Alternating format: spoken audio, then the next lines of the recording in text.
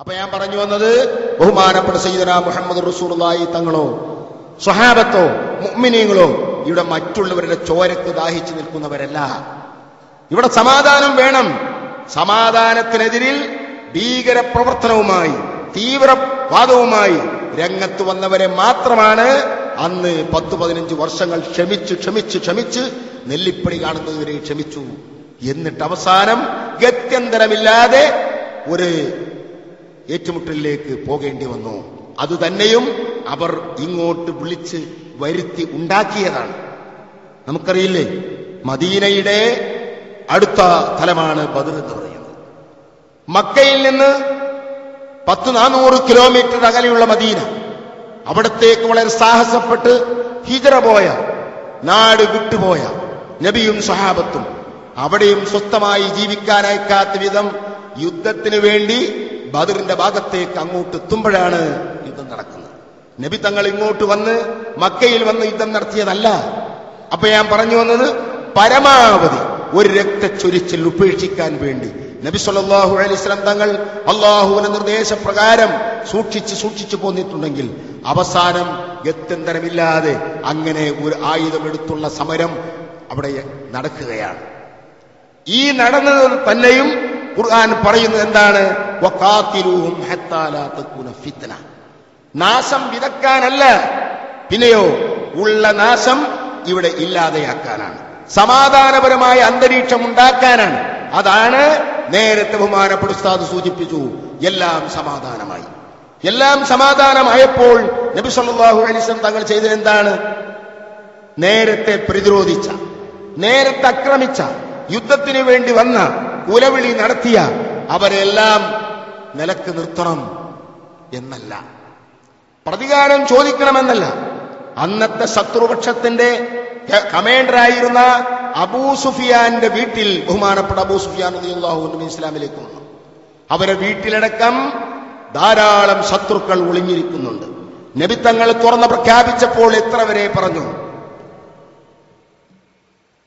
വമൻ ദഖല ദാറ അബീ സുഫിയാൻ, അബൂ സുഫിയാന്റെ വീട്ടിൽ ആര് ഒളിച്ചിരിക്കുന്നു അവനും ഫഹുവ ആമിൻ, നിർഭയമാണ്.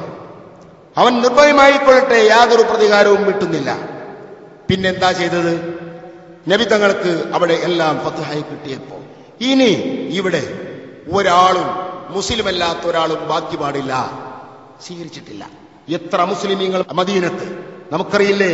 ബഹുമാനപ്പെട്ട നബി സല്ലല്ലാഹു അലൈഹി വസല്ലം തങ്ങളുടെ കാലത്തും ഖുലഫാഉർ റാഷിദ കാലത്തും ഒക്കെയും ആ രാജ്യങ്ങളിൽ നിന്ന് ജൂതന്മാർ, അമുസ്ലിങ്ങളായ ജൂതന്മാർ, ക്രിസ്ത്യാനികളൊക്കെ പലയിടങ്ങളിൽ ജീവിച്ചിരുന്നു. അവരുമായുള്ള സൗഹൃദമായ നിലപാടിലായിരുന്നു. ഉമറുൽ ഫാറൂഖ് റളിയല്ലാഹു അൻഹു തന്നെ പലപ്പോഴും ഇങ്ങനെ പോകുമ്പോൾ ബഹുമാനപ്പെട്ടവരുടെ തോട്ടത്തിലേക്ക് പോകുന്ന ഒരു ഭാഗത്ത് ജൂതന്മാരുടെ മദ്രസ ഉണ്ട്. ആ മദ്രസയിൽ ചിലപ്പോഴൊക്കെ കയറി അവിടുത്തെ ആളുകളുമായി സമ്പർക്കം, ആശയവിനിമയം നടത്തും. സഹീഹുൽ ബുഖാരിയിൽ തന്നെ നമുക്ക് കാണാൻ കഴിയും. അപ്പൊ ഞാൻ പറയുന്നത്, ആരാണ് ഉമറുൽ ഫാറൂഖ് റളിയല്ലാഹു അൻഹു? ഉമറുൽ ഫാറൂഖ് റളിയല്ലാഹു അൻഹു ഭരിച്ചിരുന്നപ്പോൾ അവർ സ്വീകരിച്ചോ? എന്ത്? ഇവിടെ ജൂതന്മാർ ജീവിക്കാൻ പാടില്ല, ക്രിസ്ത്യാനികൾ ജീവിക്കാൻ പാടില്ല, അപ്പോ മുസ്ലിങ്ങളല്ലാത്ത ആരും ജീവിക്കരുത് എന്നൊരു നിലപാടില്ല. പിന്നെയോ ഉണ്ടായത് ഈ ജിഹാദ് നടന്നത് തന്നെയും ഹത്താ ലാ തകൂന ഫിത്ന, നാശം ഇല്ലാതിരിക്കാനാണ്. എന്തേ അവർ ചെയ്ത നാശം? അവർ വലിയ തീവ്രവാദവും ഭീകരവാദവും നടത്തി. എന്തായിരുന്നു അവരുടെ തീവ്രവാദം? അബൂജഹലിന്റെ തീവ്രവാദം. അബൂജഹലും അദ്ദേഹത്തിന് അനുയായികളും നിലകൊള്ളുന്ന ആദർശമല്ലാത്ത ഒരാദർശത്തിന്റെ ഒരു അനുയായിയും ഈ മണ്ണിൽ ജീവിക്കാൻ പാടില്ല എന്ന തീവ്രമായ നിലപാടായിരുന്നു. അതിനെതിരിൽ നിൽക്കുന്നവരെ വകവരുത്തുക എന്ന ഭീകര പ്രവർത്തനവുമായിരുന്നു. ഇങ്ങനത്തെ ഒരു തീവ്രവാദവും ഭീകരവാദവും നിലനിൽക്കാൻ പറ്റില്ല. ഇവിടെ ശാന്തിയും സമാധാനവും വേണം, സ്വസ്ഥമായി ജീവിക്കണം, അതിനെല്ലാവർക്കും അവകാശമുണ്ട്. ഇത് നേടിയെടുക്കൽ മാത്രമേ അന്നത്തെ ജിഹാദ് കൊണ്ട് ഉദ്ദേശിച്ചിട്ടുള്ളൂ. അതല്ലേ ഖുർആൻ തന്നെ പറഞ്ഞ് ഉദീന ലില്ലദീന. കണ്ടോ, ഖുർആൻ പറഞ്ഞ എന്താ? ജിഹാദിന് വേണ്ടി അനുമതി കൊടുക്കുക. ആർക്ക്? ലില്ലദീന യുഖാതലൂന ബിഅന്നഹും ദുലിമു. യുദ്ധം നടത്തപ്പെടുന്നവർ, അക്രമപരമായി, അല്ലെങ്കിൽ ഉദിന ലില്ലദീന യുഖാതിലൂന, യുദ്ധം നടത്തുന്നവർക്ക് യുദ്ധം നടത്താൻ അനുമതി അള്ളാഹു കൊടുത്തിരിക്കുന്നു. എന്ത് കാരണം കൊണ്ട്? ബിഅന്നഹും ളുലിമു, അവർ ഇത്രയും കാലം നിഷ്ഠൂരമായി ആക്രമിക്കപ്പെട്ടു. ഈ അക്രമത്തിനൊരു വിരാമം വേണം, മോചനം വേണം. ഈ കാരണം കൊണ്ട് അള്ളാഹു സമ്മതം കൊടുത്തിരിക്കുന്നു. 10-15 കൊല്ലക്കാലം യുദ്ധം വേണ്ട, ആയുധത്തിലേക്ക് പോകരുത് എന്ന് പറഞ്ഞുകൊണ്ട് പിടിച്ച് നിർത്തി അവസാനമായി സമ്മതം കൊടുക്കുകയാണ്. അതല്ലേ ഖുർആനിൽ എത്ര സ്ഥലത്ത് പറഞ്ഞു കാണും? വല്ലദീന ഉഖ്രിജൂ മിൻ ദിയാരിഹിം മിൻ ഗൈരി ഹഖ്ഖിൻ, നബി തങ്ങളെയും കൂടെയുള്ള സ്വഹാബത്തിനെയും സ്വന്തം വീടുകളിൽ നിന്ന്, നാടുകളിൽ നിന്ന് ആട്ടി ഓടിക്കപ്പെട്ടു, പുറപ്പെടുവിക്കപ്പെട്ടു. മിൻ ഗൈരി ഹഖ്ഖിൻ, യാതൊരു ഹക്കുണ്ടായിട്ടില്ല, തികച്ചും അനീതിയായി, അക്രമമായി ഇങ്ങനെ പുറപ്പെടുവിക്കപ്പെട്ടവർ എന്തേ അവർ ചെയ്ത തെറ്റ്? അവർ ഒരു തെറ്റും ചെയ്തിട്ടില്ല. ഇല്ല അൻ ഖാലൂ റബ്ബുനല്ലാഹ്, ഞങ്ങളെ റബ്ബ് അല്ലാഹു ആണെന്ന് പറഞ്ഞപ്പോൾ, അല്ലാഹു മാത്രമാണെന്ന തൗഹീദിന്റെ കാര്യം പറഞ്ഞ ഒരൊറ്റ തെറ്റ് മാത്രം. ഇതാണ് അവിടെ തെറ്റ്. എന്നല്ലാതെ അക്രമകാരികളായിരുന്നു, അനീതി പ്രവർത്തിക്കുന്നവരായിരുന്നു, ഇവിടത്തെ പെൺകുട്ടികളെ ആക്രമിക്കുന്നവരായിരുന്നു, അല്ലെങ്കിൽ അങ്ങനെയുള്ള നീചമായ പ്രവർത്തനം നടത്തുന്നവരായിരുന്നു എന്ന് നബിയെപ്പറ്റിയോ സഹാബത്തിനെ പറ്റിയോ അവർക്ക് ആർക്കും ഒരു അഭിപ്രായമില്ല. പിന്നെ എന്താ ഉള്ളത്?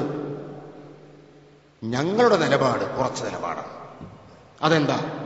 ഞങ്ങൾ ഇതുവരെ വെച്ച് പോന്ന, നിലനിർത്തിപ്പോന്ന ഈ ആദർശത്തിനെതിരെയുള്ള ഒരു ആദർശത്തിന്റെ ആള് ഒരാളും ഇവിടെ ജീവിക്കാൻ പാടില്ല, ഈ മണ്ണിൽ അനുവദിക്കില്ല എന്ന തീവ്രവാദ നിലപാടും അതിനെതിരുള്ളവരെല്ലാം വകവരുത്തുമെന്ന ഭീകര നിലപാടും എടുത്തപ്പോൾ അവരെ ഷെറിൽ നിന്ന് ഒഴിഞ്ഞു പോവുക എന്ന നിലക്ക് പോയി നോക്കിയിട്ടും ഇവർ വിടുന്നില്ല.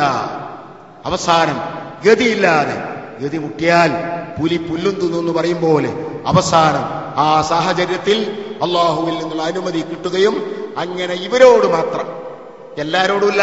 ഖുർആൻ തന്നെ പറഞ്ഞെന്താ? എന്നാ തന്നെയും ഫമസ്തഖാമൂ ലക്കും ഫസ്തഖീമൂ ലഹും, നിങ്ങളോട് അവർ നല്ല നിലക്ക് നിന്നാൽ നിങ്ങളും നല്ല നിലക്ക് നിൽക്കണം. അക്രമവും അനീതിയും അഴിച്ചുവിട്ടവർക്കെതിരെ മാത്രമേ ഇസ്ലാമിന്റെ ഭാഗത്തു നിന്നുള്ള സമരം ഉണ്ടായിട്ടുള്ളൂ. എന്നാൽ തന്നെയും അവരുടെ ഭാഗത്തുള്ള പെണ്ണുങ്ങളെ, അവരുടെ കുട്ടികളെ, അവരുടെ വയസ്സന്മാരെ, അവരുടെ സമ്പത്തിനെ ഒന്നും ഹനിക്കാൻ പാടില്ല. നബി തങ്ങൾ ഉത്തരവായിരുന്നു.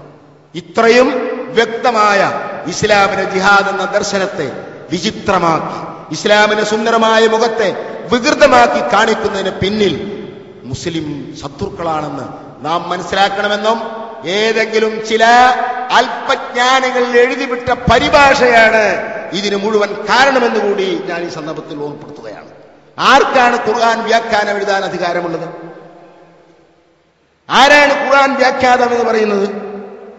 ഖുർആൻ വ്യാഖ്യാനം എന്ന് പറയുന്ന കാര്യം നടത്തണമെങ്കിൽ ഇബ്നു തൈമിയ തന്നെ പറഞ്ഞത് 14 വിജ്ഞാന ശാഖകളിൽ അവഗാഹം വേണം. 14 വിജ്ഞാന ശാഖയിൽ അവഗാഹം വേണം. അതിന്റെ പുറത്ത് 15ാമത്തെ ഒരു കുരുത്തവും കൂടി വേണം. അതെന്താ? അള്ളാഹുവിൽ നിന്നുള്ള ആത്മീയമായി അവന് കിട്ടുന്ന ചില വെളിച്ചം, നൂർ, അതുകൂടി ആവശ്യമാണെന്ന് ആരാ പറയുന്നത്?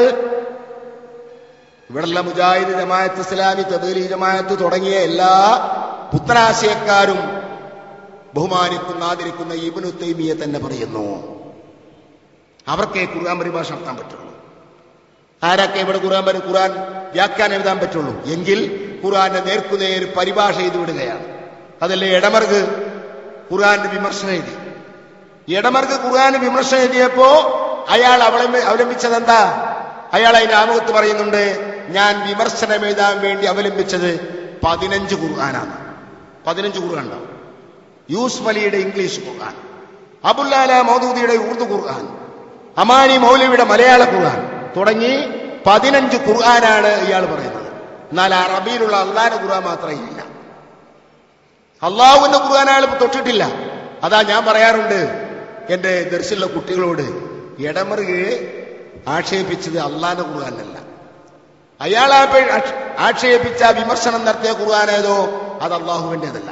അള്ളാഹുവിന്റെ ഖുർആൻ ഏതോ അത് അയാൾ തൊട്ടിട്ടില്ല. കാരണം അയാൾ പറയുന്നുണ്ട് അത് അറബിയിലായതുകൊണ്ട് എനിക്കറിയില്ല. അപ്പൊ ഞാൻ പറഞ്ഞു വന്നത്, ഈ ഖുർആൻ അല്പജ്ഞാനികളെല്ലാം പരിഭാഷപ്പെടുത്തിയപ്പോൾ അത് ഇസ്ലാമിന്റെ സുന്ദരമായ മുഖത്തെ വിചിത്രമാക്കുകയാണ്. അതുകൊണ്ട് അതും നാം മനസ്സിലാക്കണമെന്ന് കൂടി ഈ സന്ദർഭത്തിൽ ഓർമ്മപ്പെടുത്തി ബാക്കി കാര്യങ്ങളെല്ലാം വിശദമായി എന്റെ സ്നേഹിതൻ സമസ്ത കേരള ജമീയത്തുലമയുടെ സെക്രട്ടറിമാരിൽ ഒരാൾ കൂടിയ സുന്നി യുവജന സംഘത്തിന്റെ ജനറൽ സെക്രട്ടറി കൂടിയായ ബഹുമാനപ്പെട്ട പേരോട് അബ്ദുറഹ്മാൻ സഖാഫി നിങ്ങൾ ഓർമ്മപ്പെടുത്തുമെന്ന് പറഞ്ഞുകൊണ്ട് ഞാൻ എന്റെ വാക്കുകൾക്ക് വിരാമം ഒരുക്കുന്നു. അർഹമുർ റഹീമായ തമ്പുരാൻ നമുക്കൊക്കെ പരിശുദ്ധ ദീനിനു വേണ്ടി ദീർഘകാലം പ്രവർത്തിക്കാൻ ദീർഘായുസ്സും ആഫിയത്തും അല്ലാഹു പ്രദാനം ചെയ്യട്ടെ എന്ന് ദുആ ചെയ്തുകൊണ്ട് നിങ്ങൾക്ക് ദുആർക്കണം വസിയത്തോടെ വആഖിറു ദഅവാന അനിൽ ഹംദുലില്ലാഹി റബ്ബിൽ ആലമീൻ. അസ്സലാമു അലൈക്കും വറഹ്മത്തുള്ളാഹി വബറകാതുഹു.